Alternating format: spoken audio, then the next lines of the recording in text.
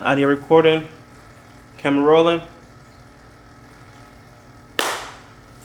Welcome back to another episode of Quantity Radio. And today's episode is really, really special. As you can see, I am not in our normal studio filming today. I am in a very special place with a very special guest. And I'm so excited to let you guys in on this special. Okay? So today we have Ashley here with us on the show. Hello. How you doing, Miss Ashley? Oh, I'm great. It's a loaded question, but yeah. I'm doing a lot right now. I'm amazing, actually. I'm on a whole other planet on Earth, but yeah, I'm good. Okay. Yeah. I'm glad you're doing good. I'm excited to bring you on. I learned about you through Czar, and Czar has actually been on the show before a few episodes back. So if you want to scroll back and look for our good brother Czar on there, you go ahead and do that in the link below.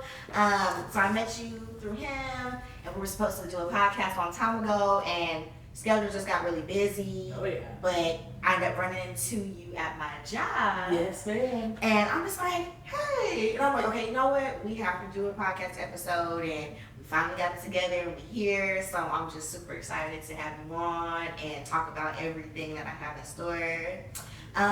Go ahead and introduce yourself to the people and tell us where we're at right now and what you do, the services you have. Go ahead and brag on yourself. I am Ashley Zen Barnett. I'm a mother of 5, 3 born from me, 2 blended family. I am a entrepreneur, a wife, a felon, former elected official, a social activist, a spiritual activist. A lover of love, a lover of black love, a lover of my people, black people. I am a daughter of an outstanding woman, a sister to a diva, and a sibling to many. I own quite a bit of myself, still learning myself on a daily basis. But I'm happy, I'm just learning. Growing, and making it all into this space. Ashley Zen Therapy and Lounge is a product of my journey and a manifestation of everything I experienced and all of the inspiration that pulled me through the last 12 years of my life. It is a very advanced for Stockton studio. I use biotechnology to help elevate the frequency of humans. I change perspectives and self-narratives in easily one session. I also have salt chambers, which is the first that Stockton has, San Joaquin County has, which are going to clear out your respiratory system in 10 minutes. So common cold, COVID, asthma, allergies, all of that could be, in other countries, it's actually a part of the medical insurance.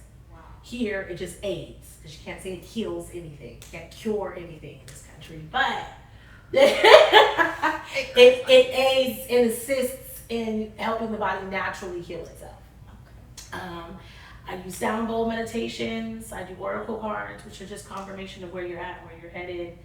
I can see where you're struggling and help release that struggle. I also pierce, but I have trained a master piercer now, so I hardly ever do it, but piercing was also a very spiritual component for me that I do offer for clients. Think of anything else. I'm navigating through one of the most intense life experiences I've had since my birthday. Wow. Yeah, so it's been wild. It's been a wild journey thus far. Yeah, I hope that cover everything. I hope I didn't leave anything out. But shout out to Czar.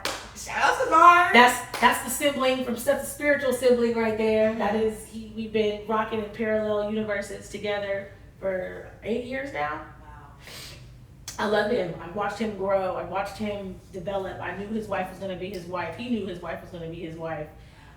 We get each other on a whole other level, and I can talk my shit, and it's not taken offensively.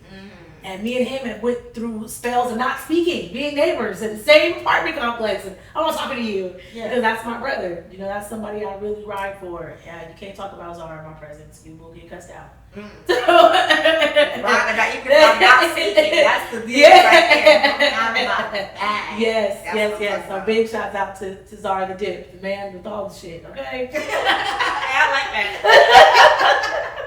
I love that. Mom, love you. Shout out to Zara. So you wear a lot of hats. Yes, I'm ma'am. like, okay, well, I didn't know all of that. Yes. So let's dive into. Okay, so let me take it back real quick. You said you were a felon. Yes, ma'am. Okay. A proud one. Very proud. Every felony I have on my record, I am proud of all of them because they were done with pure intention. Pure intention. And it led you to where you are right now. Absolutely. If that didn't happen, this probably wouldn't be happening right now. So Which I wouldn't even have a husband I have. Thank God for the husband I have. Thank God. Thank God. Okay, I know that's right. I know that's right. So, okay, like, where do you start? Where do I start? I'm on a roadmap, and I'm on a let's talk about, like, let's do an appetizer right now. We're gonna do the appetizer. We're gonna get to the main courses, okay? So and I hate to put this person as an appetizer. I don't mean it like that. I love you so much, but Beyonce, so much. You are not an appetizer, but she a meal plan. The appetizer, the beginning, the ending. She is the epitome of 7 course. Yes, she's the epitome of greatness, and I don't know her personally, right? So this is just off of what she presents to the world energetically. It's what you feel when you're in the presence of her within 3 feet at that concert in Nashville. It's what you feel when you are a couple hundred feet back in the suite in DC. It is what you feel from this woman's oozing of greatness that makes you and lets you know that she's so much more than an appetizer. But and Beyonce is.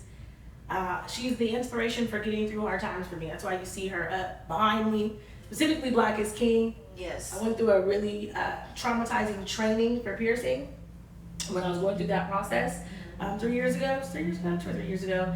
And I had to play her video. I don't care who you were. When you were a client of mine in the summer of 2020, you heard Black is King, you seen Black is King, because it was that got me through, the trauma of piercing and turned me into a piercer that I am today. But she's golden. Can't wait to see her again for the 3rd time.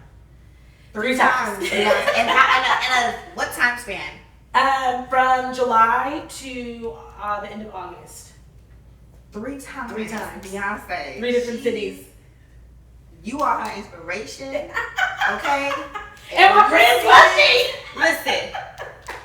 When you see this, for real, I'm trying to be your healer, girl. I know being in the public eye has its own variations, okay? I'm trying to be up in that line. Yes, and I believe it would happen. I believe it's going to happen. So there's no doubt about that. So whatever you want and that you work for, it's going to come straight to you. And so I believe that for you as well. And I'm so excited for you that you got to see Beyonce. Yes. And be even that close. And, yes. Just the energy, like you said, the energy that comes from her, I know it's a powerful energy. She's such a strong woman, so. But you know what's interesting?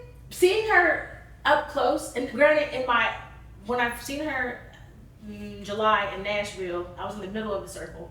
Not the Club Renaissance, but on the outside, dead set in the middle, literally teleprompter is right behind me, and Jay is 3 feet in front of me across the stage. I had one question that I wanted to ask her, which was, how do you empty out the way she does?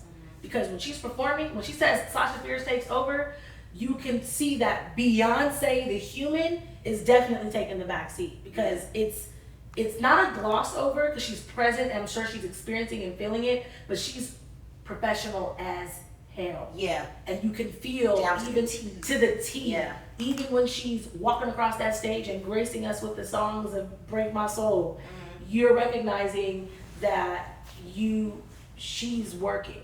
Yeah. But when you watch her from behind, you can see Beyonce working, but still Beyonce, if that makes sense. You can feel it. Like that's her, but like that energy overtakes, and it's like she's doing what she was purposed to do. Yeah. She's in her element. Yeah. And then my question, how do you empty out? Because as someone who gets up and speaks in front of, I've spoken in front of thousands of people, I am so depleted and drained after speaking. Time to take back your energy. Like, let me just refill myself real quick. How do you do 3 shows in a night, 5 shows in a row? You know what I mean? Like, how do you do 2 hours each one? Like, how do you do that? What? Yeah. I have one client and I'm done for 2 days. Yeah. Let alone 50, 60, 75,000 people in the arena. She's a different being. She's really a superstar. I feel like people like that, like the superstar celebrities, like God has given them that capacity to be able to do that. And be able to keep carrying on and be going on city tours and state tours and going out the country. And because Lord knows, I'm in a nap. And still doing stuff in between. Oh, Jay-Z's Brooklyn Library exhibit. I have to go there, then I gotta go perform that night.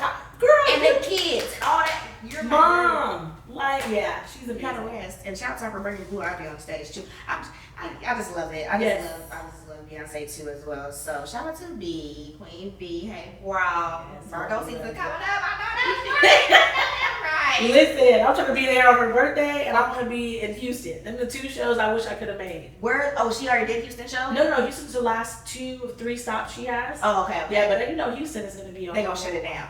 It's shut down. Look around, everybody on mute. You ain't gonna hear nothing. You ain't gonna hear nothing for a hell long. We already know Houston. Yep. I don't know. Houston, you better show out. Y'all better not fail her. Okay. Okay. Now, so I just had to bring up Beyonce because I'm like, I seen you was doing that. So I'm like, okay, I gotta give a shout out to Beyonce and talk about that real quick. Now let's talk about your ceremonies. You kept telling me about these certain ceremonies that you were having, and I'm just like, I was so curious. I'm like, okay, what is? First of all, I'm saying ceremonies because I can't pronounce the word, okay, and I don't want to butcher it, so I'm gonna let you do it. But I was like, low-key kind of like Googling it, and it was like giving me like some answers, like almost like shrooms, almost like a psychedelic effect. But I'm gonna let you go ahead and talk about the ceremony that you just did. So ayahuasca is administered by a shaman, and you gotta be careful because not all shamans are shamans, right? A lot of people like to get into it for the sake of it. Look, ego. But how I was invited, myself, my husband, and our daughter, we were invited out to San Diego with my spiritual advisor. I call her Mama Juanita. Shouts out to Mama Juanita. And you know, she's a veteran of spirit, so she understands who is who and what is what. And after she had her experience, her first experience, for her to do it again, she was like, yo, I'm doing it actually, because usually you have to go out of the United States. Oh, wow. Yeah. Why is that like? Because of the plant, the medicine, the shamans, the traditions, the religion. It's also illegal in this country to do if it's not a religious ceremony. Oh, okay. And you don't want anybody but someone who is initiated into it to administer the plant, because it is, you gotta have coaching through it. It's a silent coaching, but you want to have someone there to help you, let you know, or remind you it's okay when you're facing your fears. Essentially, that's what it's going to do. So people like to say it's like shrooms. As someone who's done shrooms, as someone who's microdosed acid, as someone who smokes weed, it's not, because to me those things numb you, right? Ayahuasca serves a purpose. She's taking you on a 5.5-hour journey. You only drink about that much of her. Nasty. But it's for a purpose. Oh my gosh. And on this journey, the visions vary person to person. The experience is very to you, uniquely divine and crafted for you. And you're met with everything, your childhood traumas, your fears, the things that you love, your future of what it could be if you heal. It's all rooted towards you healing, to experience the presence of God within you. And you know, like, there's no shadow of a doubt that God is real. So the first time we took it, June 8th, we went down, was one night, and it was heavy about mother-daughter relationships. And she kept bringing my mom up. First it was my mom, because me and my mother have had a very tumultuous relationship. And so she kept bringing my mother up. She kept saying, this is how much your mother loves you. So she would bring in just the energy of love. And we do not have the capacity to feel the realness, the trueness of love. Your body will explode. So she gave me enough for me to break me to tears, and she said, this is how much your mother loves you. Why am I Oh yeah, no, for real. She's still here too, by the way. my Yeah. God. You will explode. And you can't handle what real, like the energy of love for real is. Mm-hmm. You can't handle that. And she showed that to me because she gave me, she said, a tincture of it in my body to show me how much my mother loves me, and it overwhelmed me into tears. And it showed me a picture of my mother crying, and then she brought me to when I was born, and my mother holding me in her arms in the hospital, and my mother just, crying over me to herself. And then it brought up my daughter, who is 13, and brought up all my children that I gave birth to, and specifically my need to love them more. She was just saying you have to love more, but then she kept focusing on my 13-year-old. And in that season, my 13-year-old had been a 13-year-old, but it was more like, she got an attitude problem. Like, it's not, she didn't have her cycle start. It wasn't anything like deeply serious. It was just like, love her more. So I was crying through that and moving through that process, and brought up my husband. Just very wide visuals that you have to experience yourself to understand why it's so hard to describe. It was like very real. Oh yeah, no, absolutely. And he's playing, the shaman plays music, he drums, there's a singer. Everything has a purpose. Like every song, comes on and it takes you, you're on this journey. And you're on this journey. And after that, for 2 weeks, we were all on this beautiful, amazing understanding. Like nothing could knock us off our square. We were just on a high frequency. After that 2 weeks, shit flipped. Our whole house turned upside down. And we knew why, but we also knew that we wouldn't have been able to handle what happened in our home without ayahuasca's journey between each of us. And all of us had a very different experience. Would you say it was like a preparation for what was about to happen? Exactly what it was. And so then shit flipped. Like it was a lot going on. It was a lot of different changes. A lot of my friendships shifted. I stopped dealing with certain people. And this is from June 8th till just this past Tuesday. So there's all these changes. In between then, and she kept bringing up Beyonce in my studio.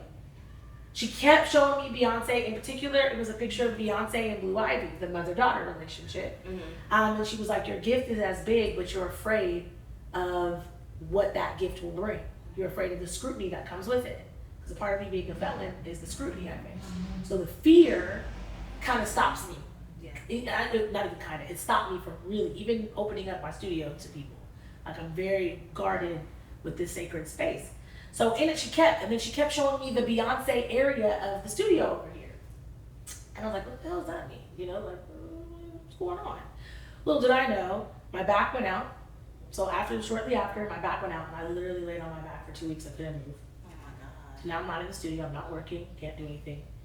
My first Beyonce concert in Nashville was coming up and I didn't even know if I was gonna make it. So I was like, You was over there thinking, devastated. Like, oh my God! Right? Yeah. On top of that, everything is changing in the house. It was a lot going on. And one day I'll get into specifics. It's so interpersonal that everybody has to share their side of what happened in order for it to make sense. Mm-hmm. So, 5 days before, I went to go get an x-ray on my back. So I'm like, something is going on. As I'm leaving, I'm like, am I going to be able to fly next week? And they're like, well, we don't know. You may not, whatever. So I'm like, oh my God, I'm going to miss Beyonce. I cannot miss this concert. So then as I'm getting in, my homegirl Tiffany from DC calls me. And she's like, yo, how much do you love Beyonce? I was like, it's Beyonce. It's Beyonce, of course. I don't consider myself a Hive member. Yeah. Because I feel like I become a Hive member when I meet her. Yeah. Right? But I love her. I love her music. I love her work. And so I was like, yeah. And she was like, well, I got us tickets to in the suite to see her in DC. Can you get out here? Well, my husband and I fly free on United. So it ain't nothing. What? The fix all I do was pack my bag. Well, okay, yeah. She's like, cool. She's like, so if you're not able to make Nashville, at least you have DC. Because that was 2 weeks after that one. Mm-hmm. Cool. Now remember, during Aya, mother-daughter relationships, Beyonce, right? Lots of Beyonce, lots of power, lots of energy, lots of gift. Cool. And my studio. So make it to the first one, barely, and even when I was at her concert, because of what we were going through in our home and what we were experiencing, I don't feel like I got to fully, Experience. not at all. The show. Nor did I even get dressed. I was just a regular shorts and t-shirt. I didn't even put makeup on. Like, I wasn't there, but it was once again, Beyonce is helping me get through a tumultuous time. Being on that concert, seeing the visuals, like, I wouldn't be surprised if Beyonce does ayahuasca on a regular basis. They spoke to you. The visuals spoke to you. They reached out to you. Because you can't, your mind, the average mind who hasn't experienced something spiritual, who hasn't meditated and got out of this weak third dimension that it is, would not, the visuals of that shit, I'm like, man, she can shroom, she can something. Because that brain of hers ain't, you ain't get down on earth. That ain't regular. Flashing in front. It's something. It's purpose. It's deep purpose in it. So I was like, man, this is crazy. So that was like a confirmation for me in that time. So then, boom, that was the first concert. Come home and things start to kind of settle, but we're still moving through troubled waters. So then I'm like, look, we need to do ayahuasca, and I want to see if we can get him to do it in the studio. He'll come down from San Diego and come to my studio. And sure enough, we planned it. And in between both ayahuasca ceremonies, there's been 2 Beyoncés and the notice of a third. Okay. So Tuesday we have this ayahuasca ceremony, and it was all about healing what was interrupted. So life was interrupted. I stopped Black Woman Heal, which I do on Wednesdays, every other Wednesday, because of what was happening. And like literally life, it was like, skirt, we were moving, we grooving. He's booked out with tattooing, Jazzy, my bonus baby, but his daughter, she's a tattoo artist. She's booking, all of a sudden everything just came to a starching halt after our first ceremony. So with the second one that we just had on Tuesday and Wednesday, we did 2 full days of it, back to back, which is not, I don't recommend for new booties. So do it once and see how you feel, react to it, see how you feel. So how was that doing like 2 back to back? Like that energy had to be so strong. Like everything that you're experiencing. It brought, first of all, I did Hape first. What's Hape? So Hape is a tobacco that blow up your nose and it burns like a bitch. I am not playing. That shit is, you are not prepared for it. Okay? But instantly after I did that, literally instantly, the weight of what's been happening lifted. Like instantly. And it's not like you're high, you're fully aware of yourself while you're going through it. You throw up, you laugh, you cry, you're aware. You get up and walk around, you can open your eyes. It ain't like anything that they put like, oh my God, you start seeing stuff. You do see visuals, but you're aware, like you can function. As soon as I did Hape, that took the weight off of me, and I just remember looking at my husband and I looked at my children, because this ceremony, my children were present. And I was like, I'm so sorry I've been so heavy. I didn't realize how heavy I was, and immediately started crying. And then I got hit. And I went in, and I sat right there in front of my waterfall. I was laid out, she lay down. And it was feeling the pain that my 13-year-old has been feeling, because I divorced her father, and we split when she was 5. And she has been in an astronomical amount of pain, but she is her grandmother, and she is her granny and her mother's child. So we strengthened through it, and we put up a face when we're going through it. And I felt her, and I cried deeply for her. And it was a deep cry that everybody in the room, and it was 10 of us, everybody in the room knew why I was crying. And then from there, it went to telling me to trust my mom in the season. She said, I know that it's been a lot of hurt between you and your mother, but this is what your mother is really good at. This is where your mother can take over. And just trust her on this. Lean on her in this season. It doesn't matter what it was before. You know, this is her grandbaby. She was in her womb before you were out of her. Yes. Be mindful that this is what she's with. You can trust her. And the way that Aya speaks is feminine. I don't care who you are, no matter what it is, you know that it's a divine feminine energy, because it's love and it's understanding. She is full of understanding. No matter what you've done, no matter what you've been through, she gives just enough in understanding on your journey for you to forgive yourself. Literally, forgive. Give yourself the mood of peace whenever something interrupts it. So from there, that was the first one. We went in on my husband, and just I was like, this is your husband. He's with you for the rest of your life. He loves you for who you are. He accepts you for where you are. She kept pouring that into me because I have had my own insecurities, just because I have abandonment and rejection issues that I've worked through, but they still will rise up in certain circumstances. Especially because my husband's a badass tattoo artist where mostly women come. They get tatted all on the ass, above their vagina, and I've watched how women are, right? I've seen it. And I watched, just the nature. He's an outstanding man. So it will sometimes would strum up, different insecurities. And so she came in and solved those, and that session was over. I felt it leave me. There's a whole bunch of stuff that happened. It's 5 hours, so it's a lot to kind of condense it, and there's still stuff I'm still processing through so early in the game. The second day is when the shit got real. It brought a vision of my husband asking me for a divorce. And I mourned it. You can't, and this other thing too, you don't have control over the lessons she's bringing. You have to walk through it. And when he asked for a divorce, it was because of what we were going through as a family. It wasn't against me. That was the hardest part. Because normally when people feel like it's a divorce and someone's like it's the couple, they're at it. Yeah. No, it was what we were experiencing was too heavy. But this was my idea. This is a root subconscious belief that I had. He's gonna leave me.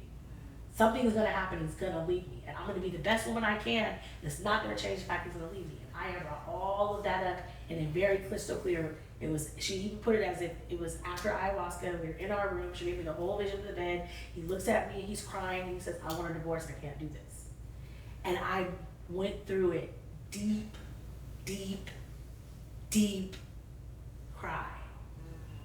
And I'm smiling because I'm witnessing it as I'm crying. I'm feeling it. And I'm like, oh my God, why did I do this? Why did I take ayahuasca? What am I doing? What the hell am I thinking? I'm going through all of it. And he's going to ask for a divorce. And then once I cried it all out, she was like, Nancy, just very quietly, Nancy. And she's like, he ain't going nowhere, but I need you to face that because you having that root belief will manifest. What you believe is so. Mm-hmm. So if you keep that there, then it will be. Mm-hmm. And you will be the one that does something that causes it, not him, because he's not going anywhere. Mm-hmm. So it was just, oh my gosh. And then it was a relief of my daughter and recognizing that I have to let my 13-year-old be, and I have to let her go and let her explore. I've laced her the best way that I can. I've raised her the best way I can. I've given her the tools of creation, consciousness, manifestation. She knows to feel good is to manifest. She knows how you think dictates everything. She knows how to be the observer of her ego. She knows the difference between herself and her ego. Now you gotta go put it to work. Yeah. You gotta put it in. And so I was able to let go of her. I watched my two littles go through their process and their journey. And they are just, their experience was, I'm a child, and no matter what I've gone through, whatever I've watched adults go through, I'm okay. I'm brilliant. My son came out and said, he wants to be a professional dirt bike rider, and now things are lining up for him. And how old are my son is 12, and my youngest is 10, and she's seeing that she's going to the Olympics. She's a gymnast. That's what she does, and so it just confirmed and validated so much. I mean, everybody's journey was something incredible. Mm-hmm. It was absolutely incredible, and we came out of this one so different. And so now, the interesting thing is, we are going to be on stage in Vegas. Mm-hmm. Right after Vegas, we're going back out to San Diego to do another ceremony. Oh my goodness. Oh yeah. Where can I get in on this? You can come. You want to come? I can yes. Because I'm just like, I feel like I need something like that. I need an experience like that because even like you're saying, like what's in your subconscious, it comes up and it makes you deal with it. It reveals itself to you. Like even if you were thinking about it sometime before, or maybe no, that's not it, or that's not the problem. It's gonna bring that root to the front. Oh yeah, and it heals it. Yeah, it heals it. Mm-hmm. It's not just brings to the front and now you're left to deal with it. No, it brings to the front and you're healed. Mm-hmm. When you come out of it. It's gonna find all of your fears as long as you let go. That's the other part too. Because A lot of people, when Aya hits, they struggle, they're in resistance, they get fear, I'm dying. I get this sense of, you're not gonna die. As young as 5-year-olds do the journey, and even newborn babies get tinctures in other countries. Wow. Because it helps connect you to Mother Earth. There's no added chemicals. I always look at people when they're, hear about it, and they're like, oh my God, that's demonic, or that's devil worship, or whatever the hell they come up with. It's like, no, you just haven't experienced it, because your doctor writes a script. The shaman broke it down to me. The doctor writes a script for a pharmaceutical grade chemical that completely destroys your body. Here, Mother Aya comes in and she completely heals your mind. Yes. She doesn't do any harm to your body. In fact, you will throw up what is not good. Like, I have a sugar problem that is out of this world. My throw up was sweet. Mind you, it's a strict diet too before you can go on there. Like, you're damn near vegan, not eating any flesh before, at least 3 days before. Mm-hmm. So you don't have nothing in your system. At all. At all. Yeah. So why am I throwing up sweet? Because I have a sugar problem. Yeah, and they brought that out of you. It's like, did it help with your sugar problem? I say it did, because now I feel like I'm forcing the sugar versus it being a craving. Okay. So I'll do it more. When we go back, I'll address it, but she will only make you address what needs to be addressed for you to get through to your next level. So you're not going to deal with everything. That's why it's not just a one-time thing. You have to keep doing sessions. Yes. Okay. Yeah, you want to keep doing the sessions. You want to, give yourself the time, and you'll know when it's time again for you to do your next session. I did DMT the second day. My husband, my piercer. Yeah, we were the only 3 that did DMT the second day. So DMT is, your body naturally produces it, but it is considered to be a hallucinogen in America. But it's from the plants derived, and it takes you on a real deep visualization. It gives you the visuals of Aya, puts you immediately into it. I encourage people to do their research. I hate talking about it. It's like giving the specifics of it, because I feel like doing your research on ayahuasca, DMT, and rapé or hape, depending on where you're at in the world, will show you your own journey of how it applies to you. You'll come across the YouTube videos that directly apply to you. So I always say, do your research Before you do it, and before you be judge kid. Yeah, do your research. Yes. Do your research. It's a life changer, and everyone here who experienced it life changed. And I have people who are scared. Everybody approached it scared. You know, I have another artist, Jessica. She's a part of our tattoo shop. When I met her a year ago, honey, she had no awareness of spirituality. She had no awareness of God. A year being around our family, you're gonna come into the know. Yeah. And she came into the know, and she approached ayahuasca as very nervous, and was like, I don't think I'm ready. And then she even did some self-sabotaging beforehand, because you're not supposed to smoke weed, you're not supposed to drink alcohol before it. You want your body to be like a plant, as close as possible. She went in there, so the first thing out of her mouth when she came out was, Aya's tight. She's so tight. And she's definitely a woman. She's tight.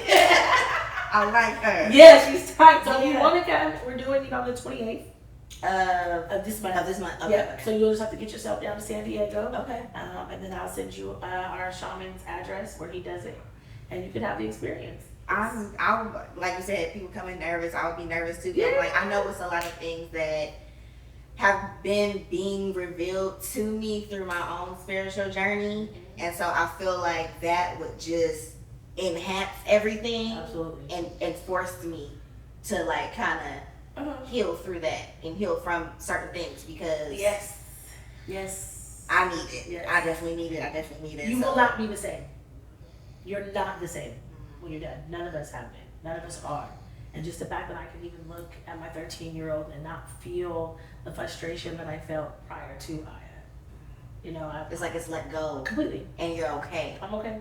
She got a journey ahead of her. Yeah. Oh, she got a real journey ahead of her. But I'm not the helicopter mom. I am very much so, be great, because if I keep you back, it'll be worse for you. So I have to let you know. Yeah, to let you go free and to let you learn. And I watched my husband do the same. We just sent him to a basketball school in Arizona, where he's focused on getting into his D1 college. And my husband had a deep attachment to his son. That's his junior. Yeah. Your babies. Yeah. And it was very hard watching my husband, send his son to Arizona. But after Aya, he was like, and he did it too. My mother's son did his ayahuasca journey and his visions and who he was after immediate change. Same thing with our daughter. You know, she's 19 and still so innocent. Still so innocent. And not naive because she's got the spirituals, but she's grown so much spiritually that it's like, damn, God is so real. Yeah. And not this limited God that a lot of people live Ooh, when you feel, even when I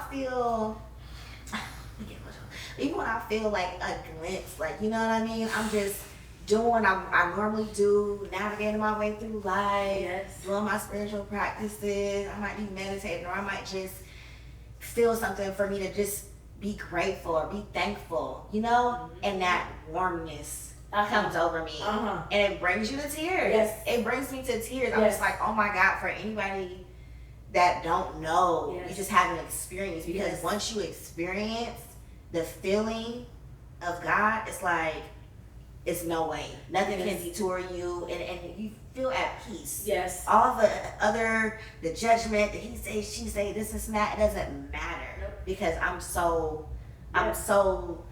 what is the word? Like, I'm just so secure with what I felt that it doesn't bother me. Nothing bothers me. Yeah, it does. It's real.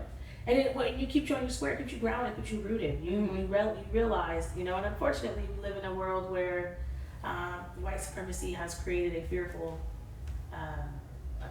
vengeance God. And when you experience Aya for yourself, you quickly learn that that is unreal. You know that, and the idea of race at all isn't real. Yeah. That we really are truly one. You may come from you may believe you come from a different species, but at the end of the day, that spirit that occupies that body is the same entity. For It's real. everybody. For everything. Its core is still the same. I would say it's only one soul in the room. You know, that's the part. That's the knowing that keeps you. Don't get it twisted. I always tell people, until Black folks are made whole, the whole world will suffer. So I always will be pro my people. Yeah. But the ultimate truth is race does not exist. It's a white construct, white supremacist construct that was created to keep the people in a division complex. And it creates limited beliefs just by saying I'm Black. That comes with a set of beliefs that we have to live under, right? But we're not in a space consciously to be like we're one, because there's so much hurt and turmoil. So There's you so really much hurt. You gotta really rectify that hurt. As I said, everybody did we be alright. Yeah. But everybody, and that's what they want, everybody to be divided. So we can't come together and do something as one and all be healed as one, because everything else there would be no profit. None. It would be nothing to go off of, and this happened because of this. No. Capitalism would cease to exist, and we would be about community. And I'm like, community over capitalism. Community, unity. Yes. So community without unity. Not at all. It needs to come into the oneness of community. Yes. So, Yes. absolutely. Yeah, I'm a big proponent of that. Yes, ma'am. So, how did you know that this was your gift? To be in this spiritual warfare? Actually, like, you're coming and you're dealing with different people from all walks of lives and helping them out and just feeling drawn to them that this is what you need to do. Like, you even having the spirit of discernment, I know you do. So it's like going through all that and taking on people's energies. How did you know that this was your calling? When did you know that you were special? So I grew up hearing it. I was 5 years old in AA meetings, speaking at AA meetings with my auntie Stacy. 5 years old. So my grandfather started AA meetings in East Palo Alto in his garage. And then when he got his sobriety, then my aunt came up and she got her sobriety through AA following my grandfather. And so I was the favorite niece. I was also my dad's first child, but my dad is the baby of the 11 to 14 children of my grandmother. Like, it's ridiculous how many people are on my dad's side of the family. So I was the favorite. As far as like, I was always with my aunts. I was always with, everybody. And my aunt would take me to AA meetings. So I remember one particular AA meeting, I just kept, all of them really, but I kept being like, I want to say something. And she was like, okay, wait, not yet. Yeah. And then finally after, people went through their, because they were there for a purpose. I'm just a little 5-year-old. I just got up and spoke at the podium and, said my piece. And that's when I knew that I was supposed to be speaking. I didn't know which direction, I didn't know what it was. My mom gave me spiritual freedom. Both of my parents gave me spiritual freedom growing up. And so by the time I was 10, I had been around my auntie. My auntie's Muslim. Our whole family is Muslim, Sunni Muslim. I took my shahada. I became a Muslim. So I'd be in Juma on Friday, and then I would hit church on Sunday, full hijab. My mom allowed it. Wow. So I learned Islam That's and Christianity, amazing. yeah, at That's the same time. amazing. And my mom was super cool with it, you know? And so that I was there. But my aunt, to backtrack, Auntie Stacy, she used to tell me the story of when before I was born, she went and seen a psychic. And the psychic said, you'll have a niece born. Her name will be either Amber or Ashley, and she's going to be a very special child. And so I grew up hearing my aunt say that over and over. So now every time I see an Amber, I'm like, girl, let me let you know, you special. You special. But yeah, so I grew up with a sense of spiritual connectivity that I knew was more. I knew that Christianity wasn't it for me, and I knew that Islam wasn't it for me by the time I was 18. Mm-hmm. But I also grew up in an abused environment. You know, I was molested. I dealt with a lot of inappropriate touching. I went through a lot of things that also, you know, grows you up. And those of us who are very spiritually aware and have a deeper gift and calling in our life tend to go through those things. Mm-hmm. And so that was a part of my life experience that led me into a deep depression by the time I was 18. And I lied my way through a lot of shit. I feel like when you said that, like, that's like something that was done to try to keep you from expressing your gift that you have. Yes. And try to stop you from giving it to the world. Yes. And when you keep secrets, you become a liar. Mm-hmm. There's no way around that. Mm-hmm. So because I couldn't tell, and when I did tell, it may not have been believed in the way that I needed to be believed, and it felt the stress. All of that now creates a liar in the child. So then I grew up being a liar. And then 18, I told a fat ass lie in college that I still feel the pain from. But as the cause of that and losing some of the greatest friendships in my life, because when you're a liar, you can't keep good people in your life. The truth cannot stand with the lie. So the truth must go. So as the liar that I was, I lost amazing people. And I ended up finding myself in a deeper depression that my firstborn ended up rectifying because I became suicidal. And when I found out that I was pregnant with my daughter, she saved my life. Because now I gotta live for myself. Now I gotta get right. Now I gotta find it. So I found myself back in the church, but still not being fed properly. Not fulfilled. Not at all. And then I had I confronted my abuser in front of my pastor at the time, and the pastor actually, to me, re-abused the situation because he immediately disregarded what I experienced in front of my abuser as a child, and then used my lie at 18 as proof that I was lying at 10. So then that became the story that he told the congregation here in Stockton. And I totally got church hurt and was just kind of like, fuck all y'all. Done with it. Out of it. And then my homegirl had called me and reached out to me and said, hey, I want you to watch on YouTube Kevin Trudeau's Your Wish is Your Command. I started it, didn't get into it. 2 years later, after really trying to figure out reading A New Earth by Eckhart Tolle and reading The Power of Now, I had called her back and was like, yo, D, what was that you told me to watch? And it's 12 hours long. Changed my life. Put me on a whole different trajectory in my life. That led me into community service on a new level. I've always had teenagers around. I had teenagers in my home. Teenagers helped me with my babies. That was what I was pushed towards, is helping teens. Mm-hmm. Girl landed me in Western Ranch, working with Western Ranch High School, working with August Knott, seeing the problems at Western Ranch. Mm-hmm. I heard about that school. When I was going to school, I'm like, oh, well, Western Ranch kind of rowdy over there. They girl, a little rowdy. It was more than rowdy. Even that, this goes into how I became a felon. Mm-hmm. As an after-school program director, I recognized the school-to-prison pipeline at Western Ranch in particular. Seen it with my own eyes. Seen the suspensions, seen the expulsions. Seeing the way the black kids are treated. Now, mind you, that's transplant area. Mm-hmm. That's everybody from the Bay is in West Yep, everybody coming. Right? Yep. So I seen that. That activated like my spiritual calling even more towards helping and healing. Because now I'm dealing with all these babies, high foster youth in Western Ranch, high trauma, and now they're all in my office at lunch. They lunch times when we get to be free. No, we crept up in my office in the library at lunch together. I had big issues with the principal there. I watched how he treated the black kids. I didn't like it.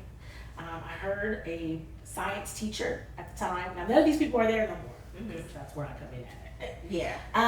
But I heard a science teacher, and it was recorded, tell that the only thing girls are good for is laying on their backs.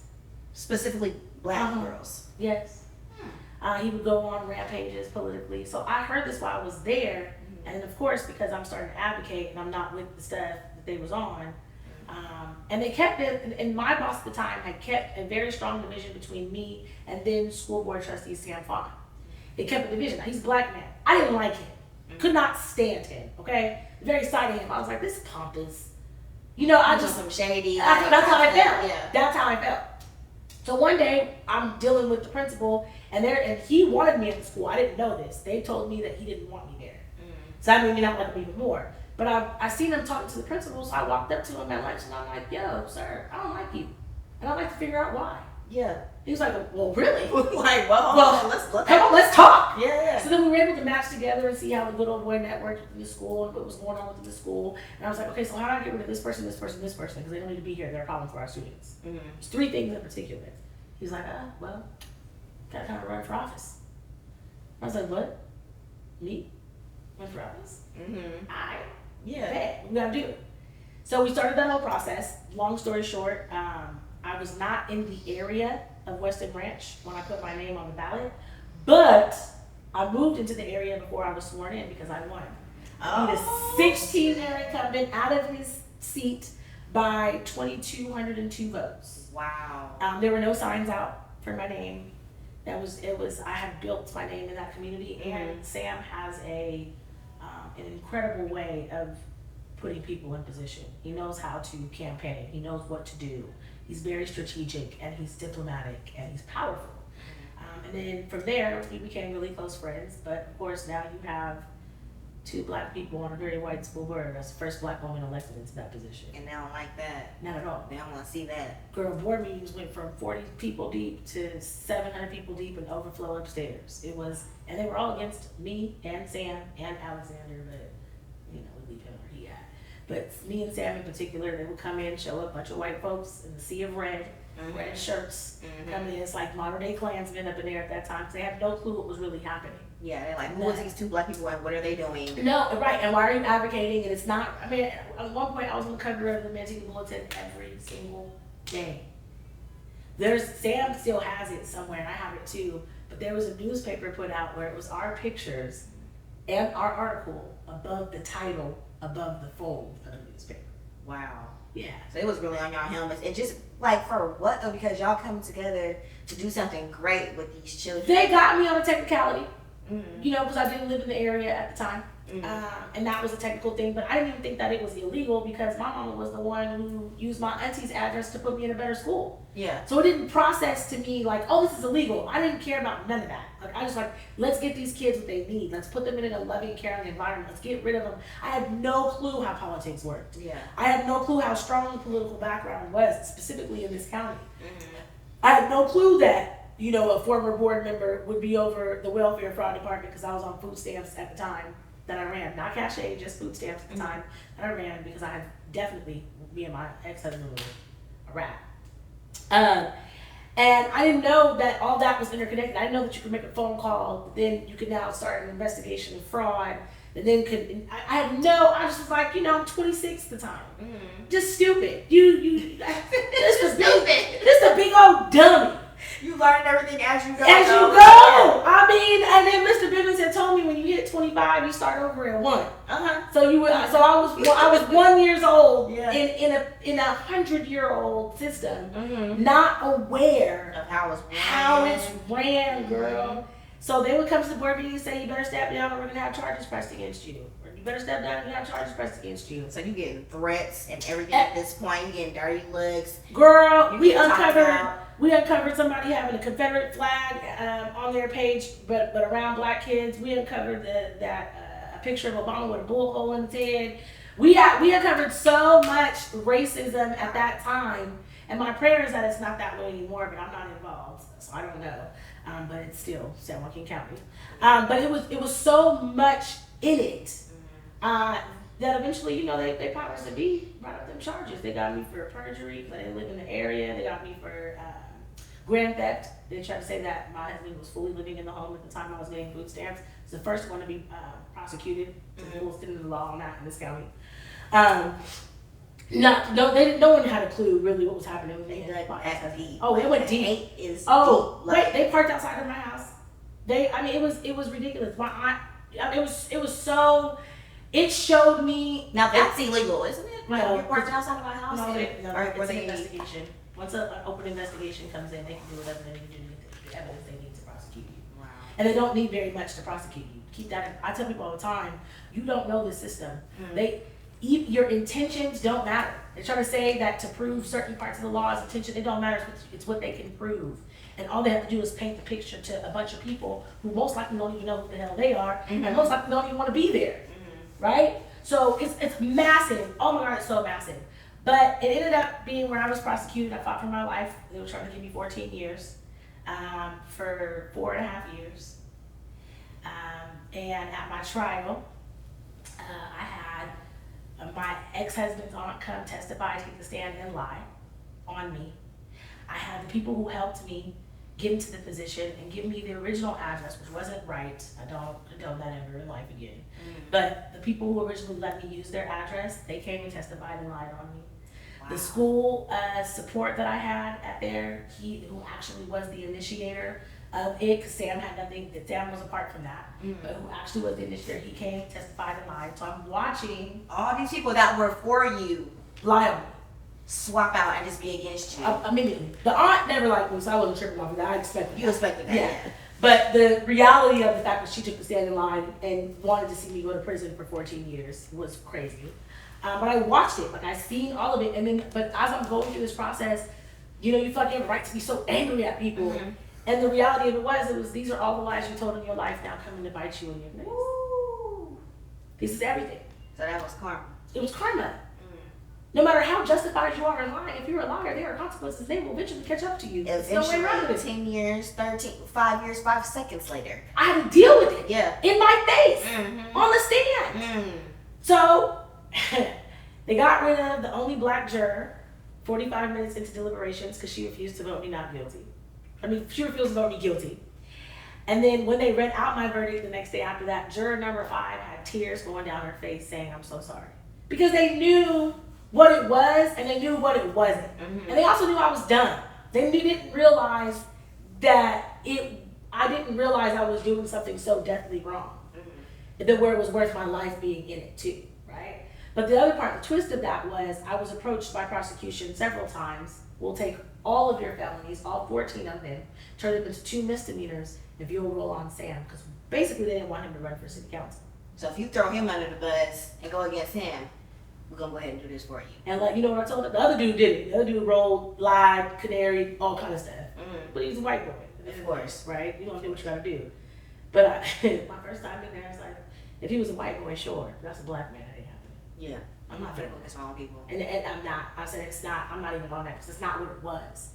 But I'm not going to save myself and throw him under the bus, especially because we were always and always have been totally geared on making sure our children were taken care of. And they weren't. Y'all got a Melrose tax with over $23 million in it for Western Ranch. Where does Western Ranch see that money at? Where that money go? When we start following the money, that's the big difference. And Sam and I had a big shout out to Lance Kushan. He was a Manteca teacher, a white man, who irritated people into change and taught us how to even read the budget. He was phenomenal in that part. But we made a lot of changes that still impact Western Ranch to this day. That's why I say my felonies, I don't have a problem carrying my felonies because my felonies ain't changing nothing, ain't dictating nothing, ain't stopping nothing. It hasn't. I'm fine. I'm well off. I'm better off than what I was. Better off than what you were. Before that. But interestingly enough, this is what people think I'm crazy. After that, I was sentenced. I had 7 attorneys. I fired so many attorneys during that process. But after I was sentenced, they ended up being 366 days, which gets stayed. It ended up being 44 days. So I had a choice to do home detention, side cleanup, or go to jail. So the head DA, time Tory, shout out Tory Berber, which she could have stopped it, but politics are what they are. She calls me into her office and she tells me, she says, "We want you to come in and volunteer here for your time." And I said, "No." She said, what? I was like, no, ma'am. Turned my phone off. I said, no, ma'am. I said, I want to go to jail. You wanted to go to jail? I said, I want to go to jail. She was like, what? It was her and this lady, Sherry Adams, who, whatever, that's whatever. In the room, and they both kind of look at each other, look back at me, look at each other. I was like, yeah, I want to go. Because I'm looking at you right now. I'm like, And she's like, are you serious? I'm like, yeah, I want to go. yeah. And Should help. she's like, all right, no. She's like, so you want to go be an inmate? Absolutely. I'm never going to have this opportunity again. I want to know what it is that my people go through. Because how can you advocate for something and you don't really know what it is? You can only do a piece of it. You don't understand it fully. I said, something spiritual in there for me. Now, granted, I had a major teacher in my life who's no longer in my life and could never be in my life again, but who really helped me through that whole process of me finding self-love and being able to overcome my trial. And, going through being in jail was one of my biggest supporters and like kept me focused during that. So I give Chili the credit where it's due. But ultimately, I went to the jail. Went in there, my mug shots, a smile, suit, pink suit, makeup. You're going there with a purpose. I'm not just going, I'd rather start jail time. I'm going there for the experience to see what my people are going through. Yes. And also, it's some souls that need some help. And did all of it. And it ended up being 37 days. It was supposed to be 35. It was supposed to be 35, and I got put in the hole for 4 days and 3 nights. What did you do? So they sent me to the honor farm, which I don't recommend. Give me the pods any day. They sent me to the honor farm, and it was a rumor that started circulating that I was a part of the DA and that I was a snitch because I was too intelligent to be in jail. The whole reason I'm in jail is I didn't know what I was doing. So then the Officer Ball, may she, black woman, devastatingly annoying, may she get the consequences of her actions. She, what they call paper fucked me. And she asked me, she said, hey, there's a rumor right now circulating that you are working for, the DA's office. During chow, can you address them and just let them know, what's up? Sure. So I did that at chow, like she said. I addressed the girls. I'm like, I ain't no snitch. I'm actually, in fact, in here because I refused to snitch. Right. And I came here to figure out what's going on with y'all, what happens in jail, so that I can, when I get out, make some changes. Girl, I don't remember going back there again in life. But she ended up saying that, and then I knew the girl who started the rumor, so I looked at her and I shifted my energy to her. And she's like, what you trying to say, it's me? And I said, oh, wait a minute. If the shoe fits, wear it. Let me sit down next to you. We can talk about it. Because I'm not in inmate mindset. It's not my mindset. And from there, she explodes, pushes back, and she starts yelling and doing the most. So they separated us both. Like we were going to fight, which I wasn't. I'm not a fighter. I'm too afraid to fight. I'm not a fighter. So they separated us, and then they put us in the room. And when I got my paperwork, they sent me to the hole. And when I got my paperwork, the paperwork said that I got up, I spoke, I returned. I was told several times to be quiet. I didn't listen. I then approached the girl like I was going to be violent, and then they put me in there for 4 days, 3 nights. She flipped it. So, Officer Ball, wherever you were at, I hope you get your consequences, because it was nonsense. But even then, it was a lesson and a blessing in that, because being in the hole takes a completely different mindset. To know like people like Mandela did years in the hole. To know people like Pac did 9 months in the hole and still came out as brilliant and resilient, is a sign that the mind needs to be overcome, because that was the hardest 4 days of my life. I was in tears. There was demon heads all over the wall, people drawn. So by the time I was left, I had taken the pen and was writing love, peace, joy, hearts. Let the letter for somebody under the pillow, and if you were in cell 1 in the shoe, that was me. I did it. You're welcome. I did that. It was intense. It's meant to break people's minds. It is. It's meant to kill you spiritually. You're not supposed to have any. It was one of. I came out of there with such a respect for men who come out of prison, particularly black men who come out of prison. Number one, not gay. Number two, their life together and are able to provide for their family. Because it is definitely geared towards turning them into a slave. It's definitely geared in towards making them a habitual returner, because to function outside completely. So my respect, my love, and my admiration runs deep. No matter what you've done, unless you know, a pedophile, I got different feelings for you. You belong on your own island. The murderers could take you out for sport. That's what we're gonna do. Exactly. But I came out with just a completely different mindset on people who on the head loving me. I dealt with, people who killed their boyfriends and killed their husbands and on drugs, and all 63 women in the pods all were victims of trauma. All of them. There was nobody in there who hadn't went through a childhood issue. So I walked out of there knowing that if you end up in jail in any shape, form, or fashion, trauma is attached. And if trauma is not being addressed in the prison system, if we're not really focused on authentic healing, then we'll just keep repeating the same horrible cycle of non-healing. So that even grew into me being a different style of healer and understanding all people from all walks of life. Even the pedophile has a strong mental illness. You know what I'm saying? A very strong mental illness. They just need to be isolated. Would you ever go speak at a prison? I actually was working on that before Tori got moved out of office. Mm-hmm. That was something that I was talking to her about wanting to do, was go back in there and speak in there and work in there. I know that they wouldn't let me into the male side of the prison, mostly because when you're pretty, it's a problem. Yeah. There you go. But I would love to. Yeah, I would absolutely love to, because I understand how to teach in that environment. I'm one who experienced just enough. All I need is 37 days. That's it. I don't need nothing else. Yeah. To understand, number one, respect, love, and how to outthink what you've been through. Because it is the prison system is slavery. It is. That's all it is. It's like everything, like from the schoolhouse to the Everything. prisons, and then you got all that. It all aligns with each other. Yeah. Even the way it's even hospitals too. Like Yes. hospitals are set up for death, basically. Yes. Like I'm not seeing no type of life, no type of healing up in here. Yes. I'm hooked up, ventilator, all that stuff. All places parts like a spider web. Yep. Yes, So, it does. kudos to you for wanting to go do that. Because I'm like, for you to choose, when you first said you chose jail, I'm like, no. So I was like, okay, I've seen past that. Yeah. Like, you going for your purpose in there and what you got to do. Yes, and it's exceptionally peaceful. Mm-hmm. It was exceptionally peaceful. All you do is eat, watch TV.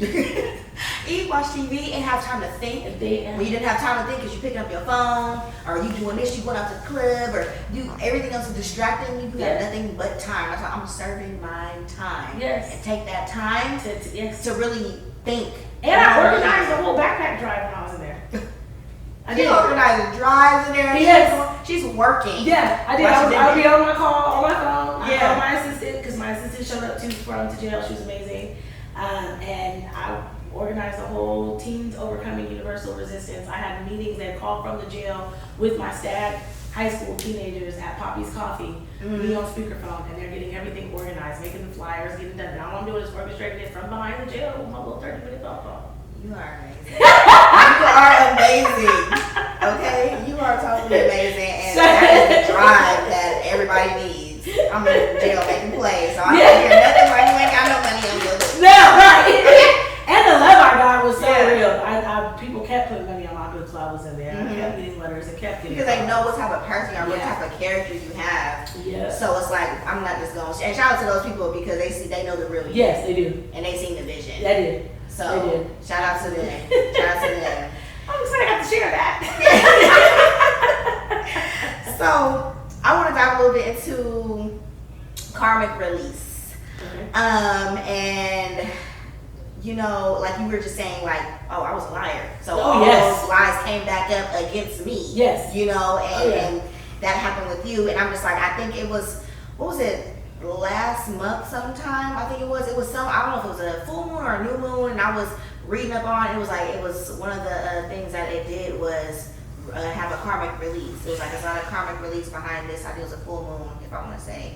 And I was just like, at the time I was going through some things like prior to that, and just me even understanding karma and everything like that, because everybody knows karma, when you do this, it's going to come back to you. It don't matter, like I said, how long or anything like that, but then you have to be knowledgeable enough to know that, because some people get mad, some people don't understand, some people just can't comprehend, like, okay, well, this just happened, I'm just having a bad day. You don't know that 2 years ago. You don't remember 2 years ago in this situation. This is why it's coming back around to you. It might come in whatever form it may come in. And a personal experience for me is I kept having bad relationships with men. It's either like I wasn't feeling fulfilled with them, they weren't paying enough attention to me, they were talking to other women, they were not fully in a relationship with me. And then I had to think back on that, hey, well, you know, my child's father, I had some issues with him, and those issues, I'm still trying to figure out where they came from, where they arose from, to why I treated him in such a way that I treated him. I know a lot has to do with my father, my brother. I have, not to say there's not good men in my family, because there is good men in my family, but those that I was around closely with, especially my brother's in prison. He has 25 years to life. He was in and out of jail. And now he's in jail for a long time right now. So it's like I felt like abandonment, especially from like the men in my life. So I'm just like, okay, my dad, he was there off and on. I want to say he was off and on there, not in the home. When I was going to go see him, I remember mom taking long drives to, you know, Las Vegas to go to prison to go see my dad. When he seen me, it's here's some clothes, here's some shoes, you know, here you go, here's that. And that's why I was looking out, observing myself, and just everything was just coming to me. I'm kind of going off topic right now, but it's coming out for whatever reason. Ayahuasca was here. Yeah. so it's flowing. So I'm just like, you know, I would even, oh, here, I'm going to buy you this, I'm going to buy you here. I'm not giving you my time. What children really need, I feel like, what I needed was time. You know, the gifts are cool, but after that toy's played out, where's my dad? You know, I want to spend time with my dad. I want to go on dates with my dad. I want to do this and this and that. So I understand that played a part in it. But fast forward to when I was with my child's father, everything was good, you know, for the first couple years. And then I had cheated on him. I wasn't ready to get the love that I never had. I wasn't ready to accept that love. So I would find problems within the relationship to have a reason to say, this is why I did what I did. And now looking at it, I'm just like, you know what? I wasn't ready for that at that time. I wasn't ready for that. And it was issues within the relationship as well that actually, you know, wasn't 100% like, okay, this is valid. But other than that, it was no reason for me to do that. And now, older, I broke away from that relationship, and that was a whole thing. Now I'm dealing with these other men, and they'll be cool, and then now I'm like, you hurt me. I feel hurt. And I would try to act so strong, because now I realize there's so many things I'm telling you, things that I just now am realizing over the past few months. It's like, why am I acting so strong? I didn't want to feel the hurt, so that's why I put up a strong wall front. That anger was really sadness. I just didn't know how to properly communicate it. My throat chakra was blocked. I couldn't express myself how I wanted to, how I should have been. Growing up, I was a people pleaser, because every time I would try to express myself in my own way, it wasn't acceptable to adults. My speech wasn't acceptable, or just because I grew up in a strict Christian household, certain things that should be acceptable weren't. And so I felt kind of caged in. So all that is playing a part of everything, and I'm realizing everything. I'm like, okay, boom, listen, I want to know certain things, and God is revealing it to me over years. Of course. Over years. Healing is an ongoing process. But definitely with that karmic release, I felt like that the last situation that I went through, it caused me to realize my emotions. And I was having a struggle with that, like, okay, well, my emotions were controlling me. I wasn't controlling my emotions. And that was my problem. Because then, like the anger I was talking about, that developed, and I would just fly off the handle. And I would just get so mad. But really, girl, you need to cry. You need to release. Yep. You need to sit down somewhere and quit going crazy over these guys and figure out why is this happening. And then once I realized that was my karma for how I treated my child's father, everything started coming into play. I'm like, from me being angry about it, I'm like, I'm gonna take that to the chin. I want to take that to the chin. I start being not okay with it, but okay, this is where I gotta sit for a minute. this is what you put this person through. I need you to sit down. I need you to experience that. And this is what happened to this person. So now I go into another relationship and it's the same thing. I'm like, dang, this ain't over. No, girl, this is years. You really like this person? Okay, well, hold on, this is gonna happen real quick. And now you're breaking apart from them. Like, I formed an attachment with certain men, and then that was broken.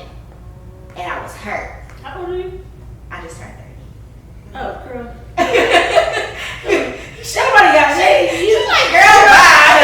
Let me tell you what I say on this. Mm-hmm. When we have absent fathers and we don't have demonstrations of good men, or the men that were, the fathers that were in our lives were abusive or addicts, whatever the case may be, you didn't have a proper demonstration of a man, so you don't know what to expect. You don't know what you like, you don't know what you don't like, you don't know what your value is. Exactly. A woman learns her confidence and her self-esteem from her father.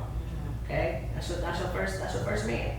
So when you don't have that, I feel my opinion is you go through your younger years sifting and sorting, should you be lucky enough to do that and not get stuck with one that's horrible for multiple times. Even then, you go through sifting and sorting what you like, what you don't like, and learning your value throughout the course of the relationships. You cheating, it wasn't necessarily about him, it was about you, right? That was for you. That was you, for whatever reason, you were using that as a leverage of taking your power back, or you felt like you were depleted, or you didn't have the confidence, or you didn't have the love, or you didn't have the self-esteem that was supposed to be taught to you by your father. Moms do the work, we do the work, right? Definitely. But ultimately, our boys get that side from us, and the girls get that from their father. Mm-hmm. So, by the time you get 30, hopefully you've taken the course of your relationship and fine-tuned what you liked and what you didn't like. Then you have your deal breakers, then you have your non-negotiables, then you have your brownies, your boundaries, right? Ultimately, what it all comes down to is how you love yourself dictates who loves you. Mm-hmm. That's what it is. And that's what I had to learn. I'm like, okay, I'm not living on myself. And that's when I broke away from, my final straw was with myself. Not with my child's father, with myself. Was like, you know what? I have to, because we weren't together at the time, but we were still staying in the same place. Right. And it just wasn't working. I needed to be by myself and work on myself, Right. for myself, for Right. my son. Right. And I swallowed my pride. I didn't want to move in back with my grandmother at that time. And I was like, you know what? I was looking for apartments. I was looking for places. Kept getting denied. I'm mad. I'm like, oh my God, I just want to break free. I want to be on my own. I want to be by myself. I want to start working on my healing journey. And that was in 2020, the beginning of 2020. Because 2019 was kind of like going downhill. And I was like, 2020, I'm like, you know what? I want to start my healing journey. And I was trying to do that, but I was in the house. So I'm dealing with, myself and trying to, not even at the time, not even knowing what shadow work was, trying to do that and figure out what was going on with me and going through everything. And then I'm dealing with a person that I hurt and dealing with resentment. I'm dealing with all that at one time. I had to leave. Yeah. I had to leave. I swallowed my pride, went to go stay with my grandmother at that time. And I was at peace when I left. Absolutely. When I left and I was by myself and had to deal with myself, I was at peace. I want to stay with my grandma from January of last year to June. Found an apartment. After all the no's, I finally got a yes, and I'm probably sure this has something to do with my mother and I relationship, which is crazy. Because I ended up moving into the same apartments that I was living with her. Oh, look when at I grew up. Look at God. Everything just came full circle. And I was like, okay, I'm a pop these apartments. Like, we stayed here before, so I kind of know what it's about. This and that. Even from a kid, I think I was third and fourth grade when we stayed there. But yeah, I was like, it brought back so many memories. And I'm like, oh man, my mom was staying here, now I'm staying here, and I have my son with me. One week he's with me, 1 week he's with dad, but we're still in the same situation I was with my mother. Mm-hmm. And so I was just so happy and so grateful, and the situation just brought me so much peace. Even through all the karma that I was going through, and this last person that hurt my feelings. And why did be like, okay, they gotta be friends first and then go into a relationship. He was my friend first and he still had me messed up. And I was just like, thought I was good. I'm like, okay, I'm ready for a real relationship. I can see this person being in my life and, just based off the friendship. And he done messed around and I was out in my apartment parking lot at 12 in the morning, yelling on the phone when I thought that I got tested, when I thought I was healed and that anger was gone, and you brought that up within me when it was tucked away and I thought I was done with it. Isn't that good for love? Don't love do that? Love will do some things. No one can bring out the deepest parts of your wounds other than your significant other. And I experienced that. I said I was yelling, and I was like, oh my God, and I mean, the police was called and everything. We're not in the same city right now. And he called the police on me. Child, anyway. So, wait, is it hot in here? It's hot. Let me get my husband to turn my hair down. Because, child, I was just like, oh my God. So that happened, and at that moment where I was just telling you about how the anger was really supposed to be sadness, you need to release, and you're not supposed to release that way of anger. You need to cry. The thing that you're so afraid to do, I need you to do it. Yeah. Because it's holding you back. Why are you afraid to cry? Because I just don't want to feel like I'm weak. See, feelings ain't facts. Yeah. Definitely. This is one of the hardest things that I come across with my clients on a regular basis is they be in their feelings. I don't even my feelings, I understand too. But feelings themselves are not facts. They're like the clouds, you're the sun. Right? Watch them pass. Yeah. Watch them pass. Because my husband has helped me see this too. It's paying attention to the very first inkling of irritation. As soon as you get slightly, I don't care if it's because I knocked it over. It's irritating. Yeah. That right there, pay attention to that and let that pass, and then it is the key to having control over your emotions every time. And it's not that anybody does something to you, because they could say, they could be, they could do whatever they want outside of you. It's still you that makes the choice to give your attention to that feeling, grab hold of it, wear it, and experience it. Nip said it best, as you know, he on the wall. He said he experienced every single feeling, every emotion he experienced. Why? Because that's a part of transcendence. That's a part of being human. But spiritual doesn't feel any of that. It's just love. The vibration of your spirit is purely love. It's purely peace. It's purely harmonious. So anything that is not that comes up in it, meant to be observed, not meant to be grabbed onto and held onto like a precious little baby.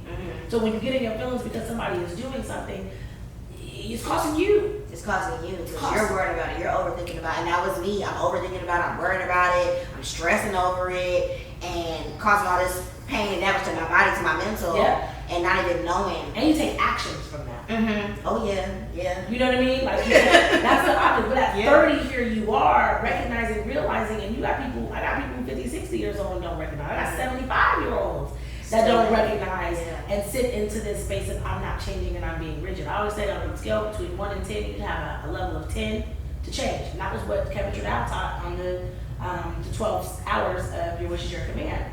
You gotta have a high willingness to listen, a high willingness to learn, a high willingness to change. If it's not a 10 out of 10 out of 10, you're not gonna do nothing with it. It's gotta be a malleable willingness to transform, because we are all being conditioned and programmed through education, through religion, through race, through experience, through trauma. Those are all television. Those are all areas of conditioning and programming our mind. And when you Black, you know, you coming from a long lineage of, trauma. Hundreds of years of trauma, hundreds of years of defeat, hundreds of years of lack of awareness of self, of enslavement thinking, of victim mentality. It's very true. Most of us operate from a victim mentality. But being a victim ain't the answer. You're justified. Other people, yes, you justify her. He cheated. She cheated. You got abused. They got abused. Someone preyed on you. Someone preyed on your child. You have a justification for all of your negative emotion. No matter what, death. Justification for sadness. No one is taking away from that. But you have it, and then what? You sit in it for the rest of your life? Most people do. When you're not here. First of all, let's understand that the structure is, you made an agreement to come here. You chose your parents just as much as they chose you. You're a spirit first. If your spirit left your body and this mind would cease to exist. Something is keeping your heart pumping that your mind ain't telling. Is your mind telling your heart to beat right now? Your mind ain't got nothing to do with that. So something higher, greater, more powerful that you're not even aware of how it completely functions is vibrating within you right now. right? That's a physical extension of non-physical, pure, positive, source field, God-like energy. Is the source, made in the image and likeness of. That is the made in the image and likeness of. Yep. Your soul, your spirit. People can complex it. People can make it way more. Well, your spirit is this. Your soul, fuck all that. Yeah. The true situation is there's a spiritual vibration happening within you that is love, that made a choice to come to this ghetto ass planet.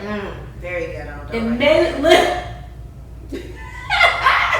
Oh, especially with the way that the structure of the world is. It's just, there is no level of humanity in what these top elites are doing. None at all. But that's another conversation for another day. So you made a choice to come here. Baby, you gotta experience the experiences. Otherwise you bland fried chicken. Don't nobody want no bland chicken? I don't want bland chicken. So you gotta have some seasoning and some spices on your life. Yeah. So you go through some shit that is you judge as negative when in reality it's growth. This plant done been through hell and high water. It's growing. It's got a whole bunch of different limbs coming off of it. It be dry. Sometimes I forget to water it. You know, sometimes I overflood it. So now it's drowning. Whatever the case, you go through life meant to experience. You came here to experience. Yeah. So experience. Don't take it so seriously. But be serious about your joy. Yeah. Be serious about your healing. But be gentle on yourself too. You don't get tested. You create the environment you need in order for you to transcend. Test or transcend? Which do you like? I don't like tests. I fail. I like to transcend. Okay? I want to transcend. Right. And people don't want to go through what it takes to transcend, though. You know. No. And so once I realized, like, this is what you have to do. Don't resist. Just let it happen. Let it flow. And when that moment happened, and I was angry, and I thought to myself, I was like, don't go to bed angry, because it was like already 12 in the morning at this time. And I'm like, you know what? I'm not going to bed angry. And I said, Shaquan, like this, you just need to cry. And I lay in the bed and I cried. I just cried and I fell asleep. That's it. And I woke up. Of course, I was still sad about the situation, but I felt a release. I felt just very lightweight, you know? And I was just like, wow. Well, I was running from this because I didn't want to be emotional. I didn't want to be weak, but I also didn't, if that person ever found out, if anybody ever found out that you made me cry, that's like a power you have over me. Yeah, no. And I didn't want that. That's a lie. I didn't want that. Yeah. You I understand. know? Yeah. That's every black woman. We're told you don't ever let them see you cry. Tears are weakness. Yeah. But in reality, that's where you find your strength from. The release is in your strength. So I recently had a situation where I pulled up with my homegirl to my ex-husband's sister's house, and it was very explosive. And my girl is a shout out to Ember because we ride out. She's the best lash tech in the world, but she's also a writer and she a fighter. She didn't go there to fight. She was minding her business. Yeah. But someone said something to her that I knew was getting ready to be a fight. So I'm holding her, literally now. She's little, but she's tall. She back punch. She's tall and lengthy, right? And I'm the godmother of her son. And so in this moment, though, I keep thinking about this moment. She's getting ready to take flight, and the people around me don't realize, like, this is not somebody who talks. Okay, she just drags. She'll drag men. Okay, so I'm holding her with all the strength in me. And in the moment, I'm looking at her in her eye, and we both go into tears because she's having to allow this energy and this normal urge of fighting to pass. I'm absorbing it, and just very lightly, I hear, this is after the first ayahuasca. This very lightly to hear, I'm like, and this is an ego death. This is what it means to feel all of the heavy energy that makes you want to take action, and then just stop yourself.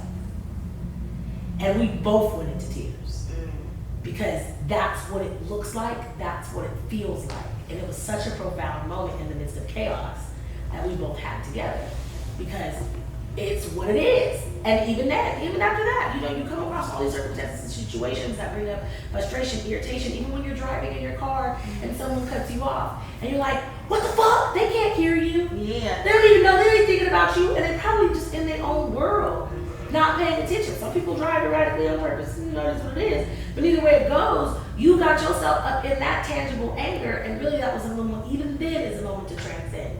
Because no matter how justified we are in our anger, you always have the choice to transcend. And that's the power. That's what makes you stronger. That's also what brings in your abundance. That's also what takes you out of poverty. That's also what removes your trauma. Is resisting the devil and letting it flee. That's what that means. Yeah. People don't understand that the enemy is the inner me. That's what the enemy is. It's your inner me. The real enemy. If the devil comes and tempts Christ, where was Christ tempted at? Where was temptation at? Inside of him. Inside. You could come up and burn it. If God shows up as this burning bush right now, where are you going to experience him? In you. It's only in you. Period. So your enemy is your energy, really. So the enemy is your enemy. The enemy is your inner me. Your inner me is your inner G. Capital G, I-N-N-E-R, capital G, the inner God within you. How do you know? Right? And then the inner G, I-N-N-E-R-G, is also the energy, E-N-E-R-G-Y, that keeps the cosmos in alignment. There is no separation from you and the universe of God. It's always together. There's nothing. For if it's not true, you are the entire. You would be the exception. And if you are the exception, the entire universe would collapse on itself. Everything has order. There's orders in this. Everything is in alignment. It's going how it's supposed to go and be connected with one another. And once people start messing with that or trying to change that or think they have a higher power than the highest, the most high, and trying to affect that, that's when all this chaos start happening.